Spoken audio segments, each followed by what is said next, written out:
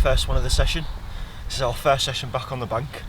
I've not been here long, tops of about an hour. Just from the margin underneath this tree to my left. It's about, I don't know, maybe £12 or so, give or take. I ain't got my scale so I'm going to weigh him. But yeah, first session and first fish. Back on the bank, brilliant result. Right, let's get him back.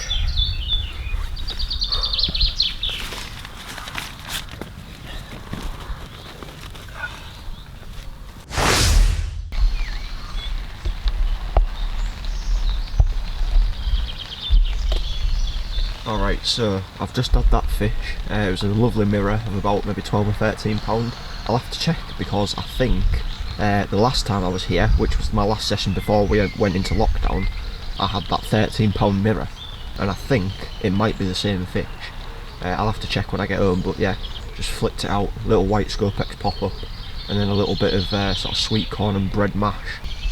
So yeah, that tree over there, fishing just underneath it, and I just went round the corner and chucked it in all along that far margin behind that tree, and then it ripped off and we had that lovely mirror carp. So yeah, we're off to a great start if we can get a few more fish.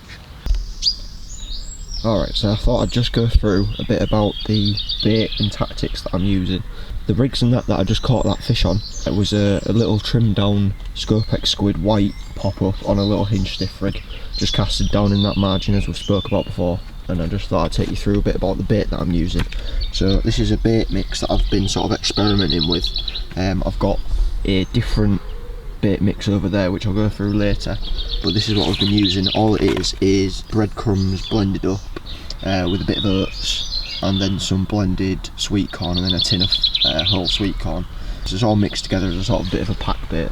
They're experimenting with this sort of thing for quite a few years, and it's basically just in place of, you know, using boilies and stuff like that, and it is quite effective. It's very versatile as well. You can use it as sort of spod mixes. So I've got my spod over there, so if I'm to use it as like a sloppy spod mix, I can just put a bit more water in it and use it like that. Or what I'm about to do is roll it into little boilies. So you just roll it up into little balls if it's a bit of a dry mix, a bit of a sticky mix, and then they just sort of break down slowly into a bit of mush on the bottom. And that's sort of what I started off doing. I used to make these little bread boilies, a bit like that, just roll them into little balls. It's very simple, cost effective, it's real cheap.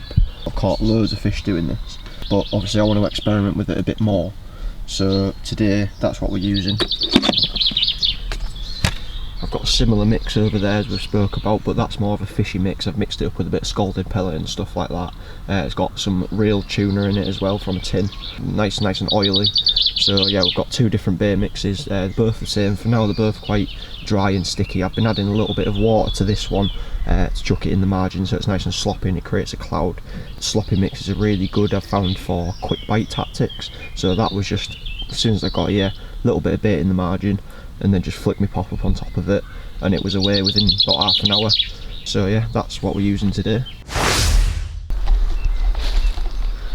Alright, so this down here is just the margin spot that I've been fishing, which is that right hand rod.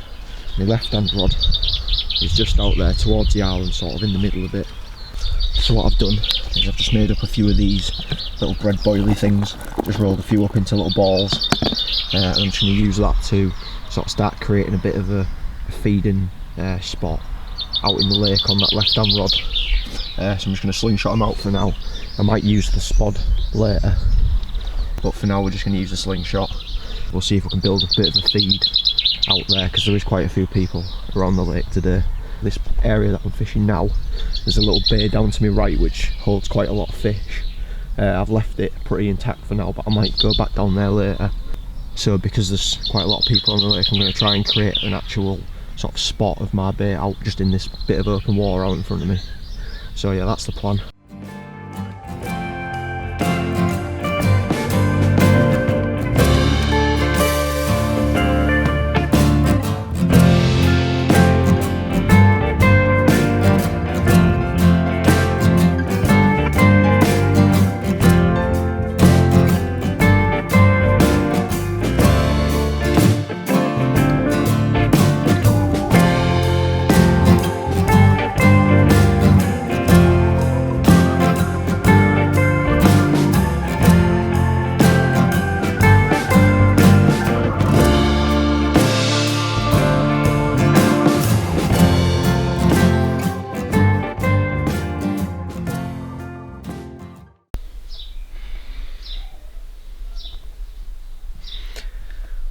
Alright, so I'm just in the shed. It's a couple of days later and I've just got all my fishing gear behind us from the session I had.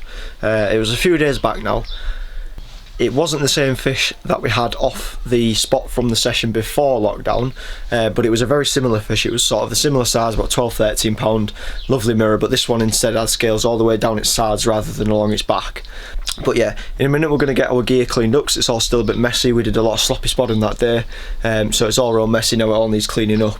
We've got a session planned maybe in a few days. Today's Friday, so I think I'm going to go maybe Monday or Tuesday or Wednesday, something like that.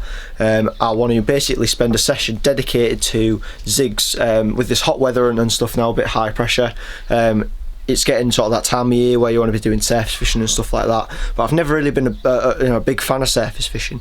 I've always preferred to use zigs, even though I don't really know much about how to use them properly and stuff like that. You know, they are quite hard to use, but they can really be lucrative. You know, carp spend most of the time cruising around sort of mid-water and stuff like that, not really feeding on the bottom that much. Obviously they only do that certain times. It can be a really good method to catch them, so I do want to spend a bit more time doing that, but I need to properly dedicate some sessions to it and just spend the full day, you know, zig fishing, sloppy spotting, single hook baits, moving about, all that sort of stuff, and then only maybe use pop-ups right at the end of it if you know, just as a last resort basically. So that's going to be the plan. We're going to get the gear cleaned up and set some stuff up for next session. We'll tie up a few zigs. The bait mix that I'll be using, again, I just want a cheap, simple mix. Now, I don't know if I quite covered this on the session, but I did show it. Basically, I've been experimenting with using bread as a sort of base to build up basically a cheap and versatile bait. So, you know, I use it for sort of rolling up into balls like boilies, and then they become real soft and digestible, and you know, on the bottom and that, when they take on all the water. You can add all sorts to it, you know, just basically blend it up into breadcrumbs. You add a bit of water to it and make it, you know, a sticky consistency as you want. You can make it real sloppy and use it in a sloppy spod mix, which is what I ended up doing at the end of last session, and that's probably what I will use when I dedicate sessions to zig fishing, just because it's really cheap and it's really effective. Carp love bread anyway, and it's so versatile. You know, you can have a nice sticky clarty mix like sort of method feeders and like I said with the bread boilies, or you can, you know, make it real sloppy and spot it over like I was doing last session and like I'm going to do over the zigs, and it just makes for a really great bait to use. You can add all sorts of different flavours and stuff in there. So yeah, that's basically going to be the plan. It's just a case of getting all the gear ready and organised, ready for next session.